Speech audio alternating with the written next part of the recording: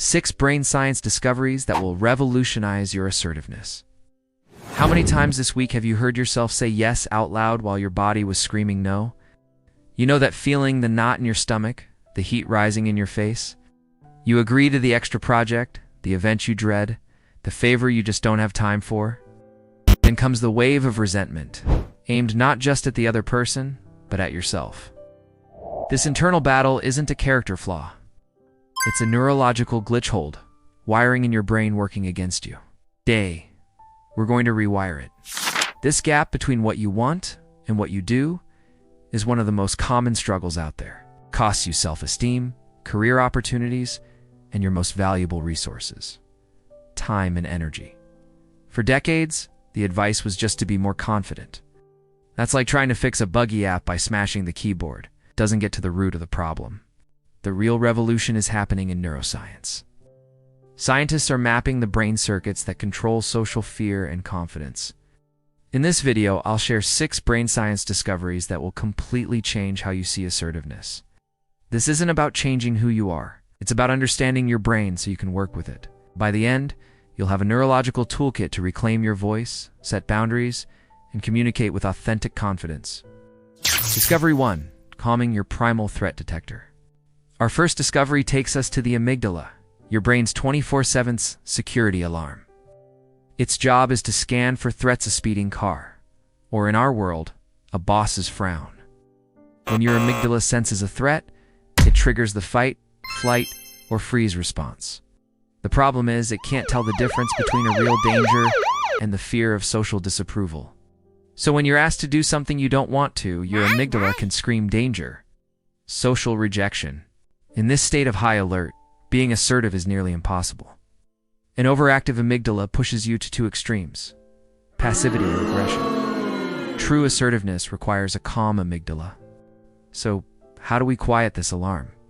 With a technique neuroscientists call affect labeling. The moment you feel that anxiety, you simply name it. Say to yourself, "This is anxiety. My threat system is on." Brain imaging studies show that putting feelings into words dampens the amygdala's response and activates your rational prefrontal cortex. You're literally shifting power from the emotional brain to the thoughtful brain. Your takeaway: next time you feel pressured, pause. Take a deep breath and label the feeling. I'm feeling pressured. By acknowledging the alarm, you take away its power, creating a space for your rational mind to choose the right response. Discovery 2. The social courage of oxytocin. For a long time, oxytocin was just the cuddle hormone. But new research has revealed an exciting new role as a fuel for social courage. Turns out oxytocin doesn't just give you warm feelings, it actively reduces social fear and builds trust. Remember our overactive amygdala? Oxytocin is one of the brain's primary tools for calming it down. When oxytocin levels are high, the amygdala's fear response gets suppressed. This means that in a tough social spot, oxytocin can act as a natural buffer against anxiety. It helps you see the other person not as a threat, but as someone you can collaborate with. Higher oxytocin is linked to social confidence and handling difficult conversations with grace. It creates a positive feedback loop. The more you engage in trusting ways, the more oxytocin you release, making it easier to be assertive next time. How can you boost oxytocin before a tough conversation? One of the best ways is through genuine, empathetic listening. Before you state your case, try to understand where the other person is coming from. Ask, "Can you tell me more about what you're trying to achieve?" Another powerful move is to offer a small moment of appreciation, like, "I really appreciate you thinking of me for this," before you say, "But unfortunately, I can't take it on right now." These small acts of connection signal that the interaction is safe and collaborative, boosting oxytocin for both of you. Reframe assertiveness not as a fight, but as a connection. Start with empathy, and you'll arm your brain with the very hormone it needs to be brave. Discovery 3. Balancing your brain's accelerator and brake. Imagine driving a car. To do it well, you need perfect control over the accelerator and the brake. Your brain, when it comes to being assertive, works the same way. Neuroscientists call this the balance between neural excitation and inhibition. When we struggle with assertiveness, this system is often out of balance. It's too much inhibition, and you're passive. You know what you want to say, but your foot is slammed on the brake. you're stalled. Too much excitation without enough inhibition, and you get aggression. You floor the gas without checking the brakes, blurting out a no with too much force or making demands without thinking. Effective assertiveness is the sign of a well-regulated brain one that can hit the gas and the brake at the right time. Your secret weapon here is the deliberate pause. The next time you need to be assertive, your first move is to do nothing. Instead of a reactive yes or a knee-jerk no, create space. Take a slow, deep breath. Use a bridging phrase like, "Let me think about that for a second," or "Let me check my calendar and I'll get back to you." This pause is a superpower. It stops the runaway train of pure emotion and brings your thoughtful prefrontal cortex, the driver of your brain, align. In that quiet moment, you give your brain the chance to find the right blend of accelerator and brake, delivering a response that is firm, respectful, and truly yours. Discovery 4. The neuroscience of emotional intelligence. At its core, assertiveness is an emotional skill. The key to unlocking it is emotional intelligence, or EI. The link between them is physically visible in the brain. Brain imaging shows that people with high EI have stronger connections in brain regions responsible for empathy and self-control, particularly the prefrontal cortex. So what does this have to do with saying no? Someone without much EI sees a simple choice. Say yes and be resentful, or say no and feel guilty. An emotionally intelligent brain sees a third better option, can hold multiple truths at once.